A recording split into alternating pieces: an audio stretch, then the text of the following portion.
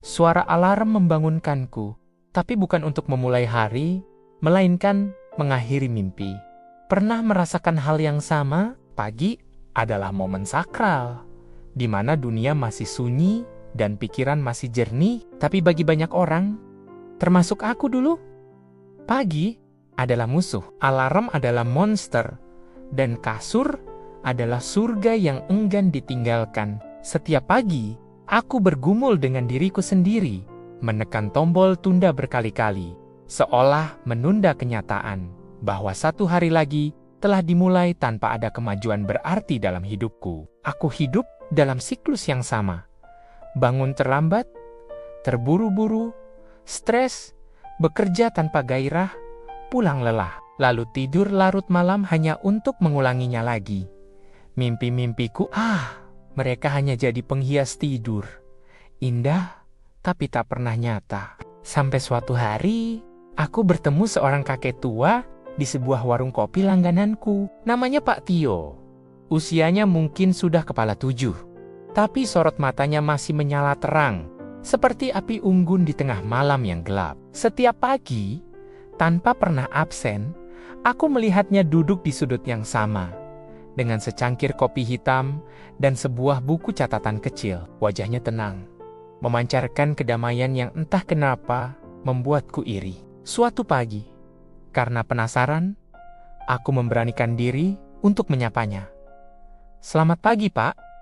Boleh saya duduk di sini?" Tanjaku ragu. Beliau tersenyum hangat, senyum yang seolah berkata, "Tentu saja, anak muda."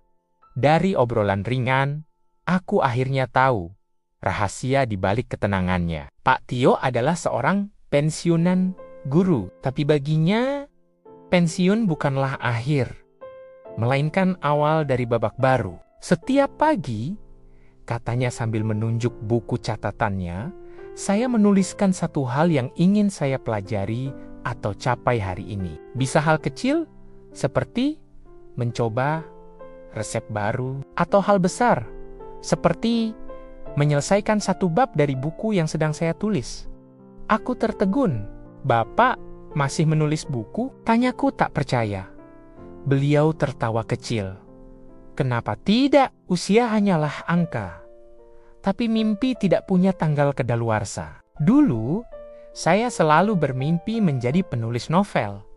Tapi kesibukan mengajar membuat mimpi itu terkubur. Sekarang, saya punya semua waktu di dunia untuk membangkitkannya kembali, kata-kata Nia menamparku. Aku, yang masih muda dan punya banyak energi, justru membiarkan mimpiku mati suri setiap kali matahari terbit. Tapi, bagaimana Bapak bisa bangun pagi setiap hari? Dengan semangat seperti itu, saya bahkan kesulitan untuk sekadar bangun dari tempat tidur. Keluhku jujur. Pak Tio menatapku dalam-dalam. "Anak muda, jangan paksa dirimu untuk bangun pagi. Tapi, berilah dirimu sebuah alasan yang cukup kuat untuk ingin bangun pagi. Jangan fokus pada beratnya meninggalkan kasur, tapi fokuslah pada indahnya menyambut sesuatu yang kamu cintai." Malam itu, aku tidak bisa tidur. Kata-kata Pak Tio terus terngiang di kepalaku. Aku teringat lagi mimpiku yang terkubur menjadi seorang fotografer. Aku ingat betapa aku mencintai momen mengabadikan keindahan dunia melalui lensa kamera. Tapi mimpi itu perlahan pudar karena aku terlalu sibuk mengeluh tentang pekerjaanku yang membosankan, tentang gajiku yang pas-pasan, tentang hidup yang terasa monoton. Malam itu, aku mengambil keputusan. Aku mengeluarkan kamera lamaku yang sudah berdebu, membersihkannya dengan penuh perasaan,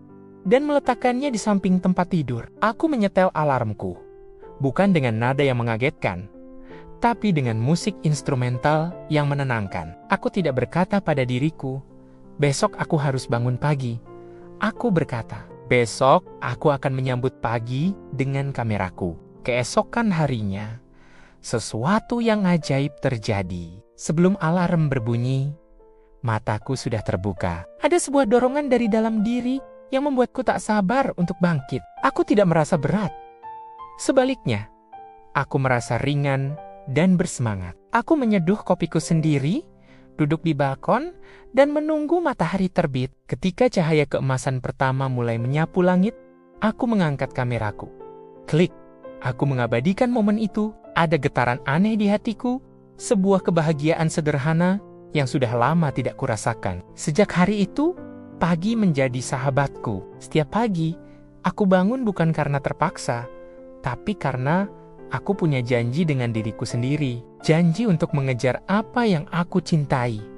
Selangkah demi selangkah, aku mulai belajar lagi tentang teknik fotografi. Aku mulai membangun portofolioku sedikit demi sedikit. Memotret apa saja yang kutemui di jalan saat berangkat kerja. Tentu, perjalanannya tidak mudah. Ada hari-hari di mana rasa malas kembali datang. Ada hari-hari di mana aku merasa hasil fotoku tidak cukup bagus. Tapi setiap kali keraguan itu muncul, aku teringat pada Patio dan buku catatan kecilnya. Aku mulai membuat buku catatanku sendiri. Aku menuliskan target-target kecil setiap hari.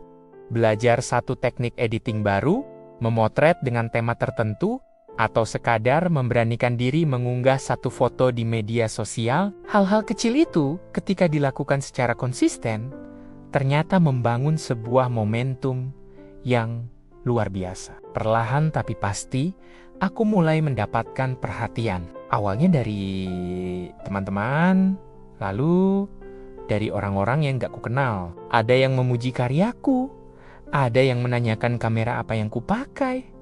Bahkan, ada yang menawariku proyek-proyek kecil. Gairah yang dulu padam kini menyala kembali, lebih terang dari sebelumnya. Aku sadar, bangun pagi bukanlah tentang disiplin buta. Ia adalah tentang ritual cinta pada diri sendiri. Ia adalah tentang memberikan ruang bagi mimpimu untuk bernapas, untuk tumbuh, bahkan sebelum dunia mulai menuntut perhatianmu. Alarm yang dulu kubenci, kini menjadi lonceng penanda dimulainya petualangan harian. Kasur yang dulu jadi penjara, kini menjadi tempat istirahat untuk memulihkan energi demi petualangan esok hari. Kisahku mungkin sederhana, tapi aku yakin di luar sana banyak yang merasakan hal yang sama. Terjebak dalam rutinitas, merasa hidup begitu-begitu aja, dan membiarkan mimpi hanya menjadi angan-angan. Jika kamu salah satunya, coba tanyakan pada dirimu, apa satu hal yang paling kamu cintai,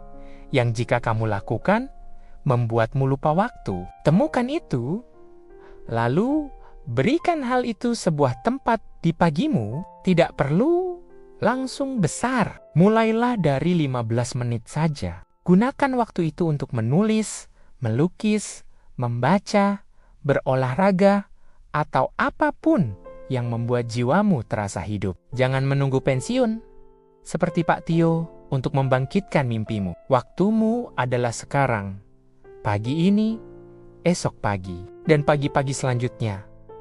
Karena mimpi, seperti fajar, tidak akan pernah mati. Ia hanya menunggu kita untuk membuka mata dan menyambut cahayanya. Beri dirimu sebuah alasan untuk bangun, dan kamu akan menemukan bahwa setiap pagi adalah sebuah kesempatan baru untuk menciptakan mahakaryamu sendiri. Terima kasih sudah menonton. Jangan lupa untuk terus menyalakan apimu, sekecil apapun itu. Sampai jumpa di video selanjutnya.